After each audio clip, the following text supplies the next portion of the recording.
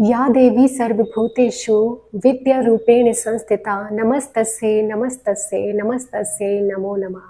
तो सभी को शारदीय नवरात्रि की बहुत बहुत शुभकामनाएं। माता रानी आपका कल्याण करे। इसी के साथ आज की इडियम और फ्रेजेस की सीरीज को स्टार्ट करते हैं। तो आज का पहला इडियम है back to the drawing board.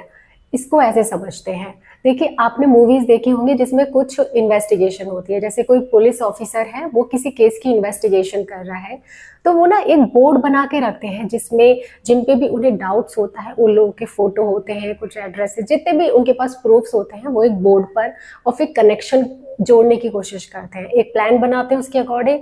अगर उनकी इन्वेस्टिगेशन फेल होती है तो फिर से वो उसी बोर्ड पर आकर अपने आप को चेक करते हैं कि हमारे प्लान्स में कहाँ कमी रही।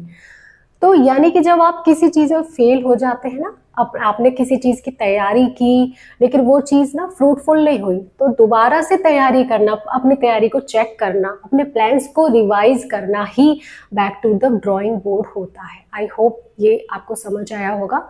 अब इसका मीनिंग देखिए, back to the beginning of a process to start it again, यानी कि जो ऑलरेडी आपने एक काम किया था उसके प्रोसेस पे दोबारा से जाना उसको स्टार्ट करने के लिए।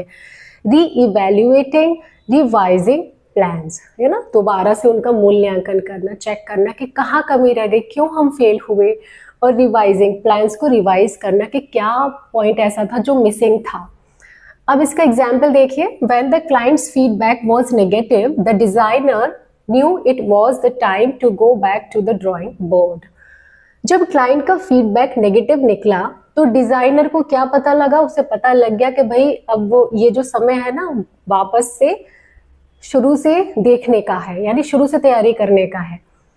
गो back to the drawing board, यानी कि देखना है कि कहाँ हमारी तैयारी में कहाँ कमी रही थी, उसे इवेल्युएट करना है, रिवाइज करना है, री इवेल्युएट करना है।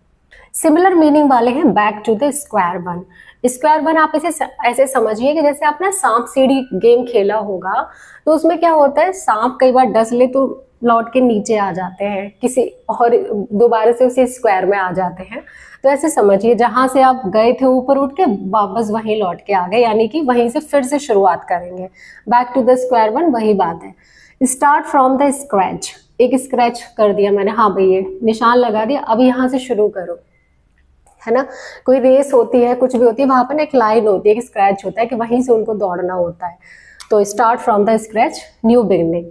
Wipe the slate clean, slate को क्लीन करो, यानी कि जो हो गया उसे हटाओ और नई शुरुआत करो। ठीक है, इसका भी वही मीनिंग है। जब स्लेट को लिखा हुआ मिटाओगे तभी तो कुछ नया उस पर लिखोगे ना, तभी तो नई शुरुआत होगी, न्यू बिगिनिंग होगी। ठीक है।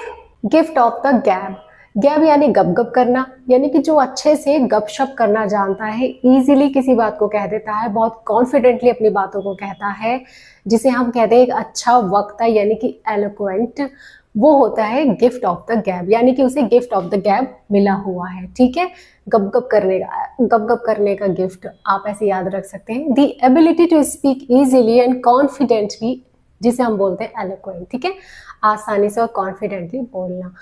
He has the gift of the gab which makes him great at selling products, यानी कि उसके पास ना वो एक अच्छा वक्ता है, वो एक अच्छा वक्ता है, या उसके पास गिफ्ट ऑफ द गैब है जो उसे क्या बनाता है, सेलिंग प्रोडक्ट्स में बहुत अच्छा बनाता है, प्रोडक्ट्स को बेचने में। आपने देखा होगा जब हम किसी शॉप पर जाते हैं तो कुछ शॉप वाले ना इतने एलोक्वेंट होते हैं कि कोई ना कोई सामान हमें भिड़ा ही देते हैं जबरदस्ती, और घर आके हम पछताते हैं कि हमने क्यों ले लिया।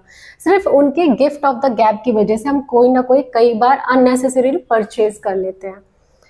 अब इनके रेडियस देख लेते हैं, यानी कि सिल्वर टंग, सिल्वर टंग चांदी की टंग जिसकी होगी। अब यहाँ पे ना सिल्वर टंग को थोड़ा सा ऐसे भी मान सकते हैं कि उसके मुंह से अच्छी और शुभ बातें निकलती हैं। ये silver tongue made him the best lawyer in the town, उसकी जो सिल्वर टंग है यानी कि वो इतना अच्छा वक्ता है कि जिसकी वजह से वो क्या है, टाउन का बेस्ट लॉयर है, सबसे अच्छा वकील है। क्लियर है। Have a way with words, यानी शब्दों के साथ खेलना, शब्दों को अच्छे से इस्तेमाल करना, कहाँ क्या बोलना है। अब यहाँ पर मैंने थोड़ी सी अपनी तारीफ कर दी है। Anupama really has a way with words. Her speeches always leave the audience inspired. Thank you. Anupama को पता है कि वर्ड्स को कैसे इस्तेमाल करना है, उनके साथ कैसे खेलना है। उसके जो भाषण है वो ऑडियंस को हमेशा इंस्पायर करके छोड़ते हैं। Talk the hind legs of a donkey. अब डोंकी जो होता है ना, गधा, उसको बड़ा आलसी माना गया, इनएक्टिव माना गया है। वो बैठ जाए तो उसे उठाना मुश्किल होता है और खड़ा रहे तो उसे बिठाना मुश्किल होता है, यानी कि उसके जो पीछे वाले पैर है ना, वो अब मूव कराना बड़ा मुश्किल काम है। तो ऐसे समझिए कोई व्यक्ति नीरस है बिल्कुल, और उसको अपनी बातों से ना आप उसके अंदर रस ला दो, यानी कि इंटरेस्ट पैदा कर दो, तो आप एक अच्छे वक्ता हो। Sam loves discussing politics and can talk the hind legs of a donkey once he gets started. Sam को पॉलिटिक्स पे डिस्कस करना बहुत अच्छा लगता है। जब एक बार वो शुरू होता है तो जिसका इंटरेस्ट नहीं होता ना पॉलिटिक्स में, उसे भी इंटरेस्ट आ जाता है, यानी कि इतना अच्छा वक्ता है। तो एलोक्वेंट सारे मीनिंग सेम ही है, क्लियर है। Give someone a piece of your mind, ऐसा कि अपने मन की शांति ना किसी और को दे देना, उसका थोड़ा सा हिस्सा किसी और को दे देना। कैसे? किसी व्यक्ति ने ऐसा कुछ काम किया कि जिसे देख कर ना आपको बहुत गुस्सा आया, भड़क गए, तो आपके दिमाग की शांति कहाँ गई? वो तो भंग हो गई ना। अब आप जब तक वो गुस्सा उसके ऊपर उतार नहीं लेंगे, अपनी भड़ास नहीं निकालेंगे, तब तक शांति मिलेगी नहीं।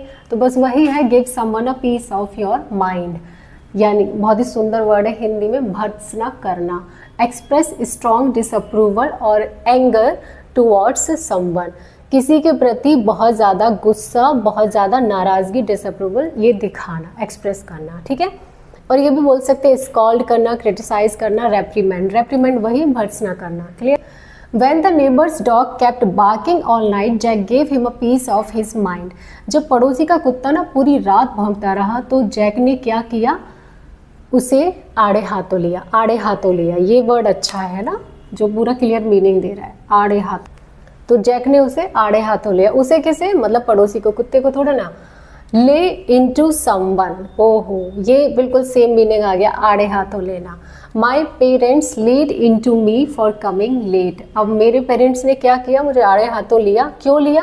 जब मैं घर लेट आई या आया, क्लियर है। च्यू समवन आउट, ये भी वही मतलब हो गया, आड़े हाथों लेना, है ना। तो यहाँ हम ये यूज कर लेंगे, my parents chewed me out for coming late, clear है। Let, let someone have it, यानी कि किसी को अच्छे से मजा चखाना, बात तो वही है ना, आड़े हाथों लेना। तो इसको भी फिट करते हैं, my parents let me have it for coming late, यानी कि रात को देर से घर आने के लिए मेरे माता पिता ने मुझे अच्छे से मज़ा चखा दिया। गिव समवन एन ईयरफुल, बचपन में आपके टीचर से डांट तो पड़ी होगी ना बड़ों से, और क्या करते हैं? पूरे कान को पकड़ के ऐंठते हैं। जो क्यों पकड़ते हैं? आपने कोई गलती की है, यानी कि आपको डांटने के लिए, आपको आड़े हाथों लेने के लिए कान पकड़ते हैं। तो गिव समवन एन ईयरफुल का मतलब वही हो गया, पूरा कान पकड़ना, यानी आड़े हाथों लेना, क्लियर है। Give someone the cold shoulder, cold shoulder इसे ऐसे समझते हैं, जब आपके घर कोई मेहमान आते हैं जो आपको बहुत अच्छे लगते हैं, आपके नाना नानी, मामा मामी, बुआ फूफा, या फिर कोई ऐसे फ्रेंड्स आ जाए जिनको देखकर ना बहुत खुश हो जाए, तो हमारा रिएक्शन क्या होता है? ये शोल्डर जो ऐसे होते हैं, तो यानी कि हॉट शोल्डर, हमने शोल्डर से उन्हें इंडिकेट किया कि हम बहुत खुश हैं उनके आने से, उनके एग्जिस्टेंस से। लेकिन अगर आपका रिएक्शन ये हो जो आपको पसंद नहीं है, ऐसे रिलेटिव आ जाए, ऐसे फ्रेंड्स आ जाए जिनसे आप बात ही नहीं करना चाहते, तो आप क्या करेंगे? अच्छा नमस्ते, ठीक है, ये वाला रिएक्शन। आपके शोल्डर ने कोई मूवमेंट ही नहीं किया, तो वो कोल्ड शोल्डर, यानी कि इग्नोर मारना। तो give someone the cold shoulder का मीनिंग आया है to ignore someone, to show displeasure, यानी कि आपको कोई खुशी नहीं हुई उनके आने से, और अनोयंस, मानते ही नहीं, उनका एग्जिस्टेंस कुछ है भी या नहीं है, ठीक है। After the argument she gave him the cold shoulder, बहस के बाद क्या हुआ? उसने उसे ऐसे ट्रीट किया जैसे वो है ही नहीं, मतलब इग्नोर मार दिया। Turn a deaf ear, deaf तो समझ ही गए ना, जैसे अनसुना कर दिया, सुना ही नहीं हमने, तुमने क्या कहा? हमने सुना ही नहीं, यानी कि तुम एग्जिस्ट ही नहीं करते हमारे सामने, इग्नोर कर दिया। Give someone brush off, brush off, brush से आप कुछ झाड़ रहे हैं, किसी ब्रश की हेल्प से ना आप कुछ सफाई कर रहे हैं और आपने उसे हटा दिया, ऐसे करके ब्रश ऑफ कर दिया, ऐसे समझ लीजिए इसको, ठीक है। ब्रश ऑफ कर दिया, इग्नोर कर दिया। कट समवन डेड, किसी को आपने ऐसे कट करके निकाल दिया साइड से कि वो है ही नहीं, डेड है। जैसे कोई फ्रूट होता है, जो जितना खराब हिस्सा होता है उसको हम काट के फेंक देते हैं, इग्नोर मारते हैं, वो है ही नहीं, है ना। किसी को ऐसे ट्रीट करना, वो है ही नहीं, उसका एग्जिस्टेंस ही नहीं है, इग्नोर मारना। फ्रीज समवन आउट, फ्रीज यानी कि फ्रीज नो मूवमेंट, कोई मूवमेंट ही नहीं है तो किसी को ऐसे ही बाहर निकाल देना, बिल्कुल बिना किसी मूवमेंट के, ठीक है। फ्रीज समवन आउट यानी इग्नोर मारना, उनके लिए आपने कोई अटेंशन ही नहीं दिखाई। पे नो हीड, हीड का मतलब होता है सावधानी, ध्यान, किसी बात पे ध्यान ना देना, सावधानी ना देना, मतलब किसी व्यक्ति की उपस्थिति पर आपका ध्यान ना देना, वही चीज हुई ना। To ignore someone, pay no heed, give someone a run for their money. देखिए, किसी को हम पैसे के लिए कब दौड़ाते हैं, हम अपना पैसा लगाते हैं और फिर उसको दौड़ाते हैं, तो ऐसा कब होता है, जब हॉर्स रेसिंग में होता है, जब घोड़ों को उन पर पैसा लगाया जाता है, किस लिए, सिर्फ दौड़ने के लिए। तो एक कंपटीशन होता है, हर कोई अपने अपने घोड़े पे पैसा लगा रहा होता है, अब कौन किसको टक्कर दे, यानी कि एक चुनौती देना, किसी को टक्कर देना। प्रोवाइडिंग अ टफ कंपटीशन और कॉन्टेस्ट, तो ये हो गया give someone a run for their money. यहाँ पर मैंने 2 एग्जाम्पल्स लिए हैं ताकि मीनिंग बिल्कुल क्लियर हो जाए। देखिए, the new smartphone gave Apple a run for their money in terms of features and price. जो नया स्मार्टफोन आया है उसने एप्पल को ना चुनौती दे दी है, किन टर्म्स में, फीचर्स में और प्राइस में, यानी कि वो उससे आगे निकल गया है। नेक्स्ट है the low budget film gave the blockbuster a run for its money at the box office. यहाँ पर देखिए इट्स हो गया है, इट्स मनी, क्योंकि एक फिल्म की बात हो रही है। जो लो बजट की फिल्म है, कम बजट की फिल्म है, उसने ब्लॉकबस्टर को बॉक्स ऑफिस पर चुनौती दे दिया है, यानी कि उसके लिए एक टफ कॉम्पिटिशन रख दिया है, ठीक है। Give someone a hard time, यहाँ हार्ड टाइम से मीनिंग समझ आ जाएगा, क्योंकि ना कठिन समय में ला देना, यानी कि वही किसी चुनौतीपूर्ण समस्या में ला देना। Keep someone on their toes, toes होते हैं हमारे पैर के पंजे, जिस पे खड़े होकर हम ताड़ासन करते हैं, तो टोज पर खड़े रहना यानी किसी को पनिशमेंट देना, एक चुनौती देना, है ना। तो इससे भी ना पढ़ के बिल्कुल समझ में आ रहा है, keep someone on their toes, उसे उसके टोज पर खड़े रखना, कुछ किसी लोगों को, यानी चुनौती पर रखना, अच्छी खासी टफ टक्कर देना। मेक समवन स्वेट, स्वेट यानी पसीने, मतलब इतनी टफ कंपटीशन है, इतना टफ कंपटीशन है, इतनी अच्छी टक्कर है कि उसके पसीने छूट गए। आसान काम नहीं है वहाँ से निकलना, है ना। टेक समवन स्वेट, अच्छी सी चुनौती देना, पसीने छुड़ाना। Hold one's own, hold one's, hold माने कायम रखना, पकड़े रखना, वंस ओन अपनी पहचान, यानी अपना दबदबा बनाए रखना। हो सकता है बहुत भयंकर चुनौती है। अब यहाँ पे क्या हो रहा है ना, ये अभी जितने भी ऊपर के सारे चुनौती दे रहे हैं, ये चुनौती के बाद का है। होल्ड वंस ओन, चुनौती ले ली आपने, उसके बाद आपने अपना दबदबा बनाए रखा, ठीक है। होल्ड वंस ओन, क्लियर है। अ ग्रीन हॉर्न, हरा सींग, ऐसे समझिए जैसे कोई फल होता है, नया नया जितने भी फल आते हैं, फ्रूट्स आते हैं, आपने देखे होंगे, वो जब कच्चे होते हैं तो हरे होते हैं और बाद में उनका कलर चेंज होता है। कब होता है, जब वो परिपक्व हो जाते हैं पूरे, है ना। तो ऐसे ही कोई व्यक्ति है जिसे अनुभव नहीं है, अनुभवहीन है, तो वो ग्रीन है अभी। और इनएक्सपीरियंस्ड, नाइव, अ बिगिनर, अनुभवहीन यानी नौसिखिया। एग्जाम्पल देखिए, he is just a green horn in the business so he is still learning the ropes. देखिए लर्निंग द रोप्स वही आ गया, एक इडियम अभी हमने पीछे वीडियोस में पढ़ा है, याद हो तो, जिसको याद हो वो इसका मीनिंग बताना मुझे। तो वो बिजनेस में अभी इनएक्सपीरियंस्ड है, अनुभवहीन है, तो अभी वो क्या कर रहा है, चीज़ें सीख रहा है, अनुभव ले रहा है, ठीक है। Learning the ropes. अब कुछ और देखिए, वेट बिहाइंड द ईयर्स, इसको ऐसे समझते हैं, छोटा बच्चा होता है, छोटा बच्चा, अब वो बेचारा अपने आप को अच्छे से पहुंचना जानता नहीं है, तो कानों के पीछे से गीला रह गया, क्योंकि वो नौसिखिया है, उसे अनुभव है ही नहीं कि कैसे सही से काम करते हैं। तो वेट बिहाइंड द ईयर्स, कानों के पीछे से गीला रहना, यानी कि अनुभवहीन होना। फ्रेश ऑफ द बोट, अब इसे समझिए, फ्रेश तो ताज़ा ताज़ा हो गया, ऑफ माने अलग होता है, ऑफ द बोट यानी कि नाव से अलग होना। अब नाव क्या है, नाव से कोई व्यक्ति अलग हुआ, नाव कहीं से आई है, यानी कि वो बाहर से कहीं से आया है। तो जो बेसिकली इसका यूज़ होता है वो इमिग्रेंट्स के लिए होता है, कोई व्यक्ति किसी कंपनी में नया आया है, किसी फील्ड में नया आया है कुछ सीखने के लिए, जैसे पहले से कोई एक्सपीरियंस नहीं है उस चीज़ का, या किसी शहर में या किसी जगह या किसी देश में या किसी स्टेट में, तो वहाँ हम यूज़ करेंगे फ्रेश ऑफ द बोट। तो he is just a fresh off the boat in business, so he is still learning the ropes. ठीक है, इसको भी यूज कर लो। He is wet behind the ears in the business, so he is still learning the ropes.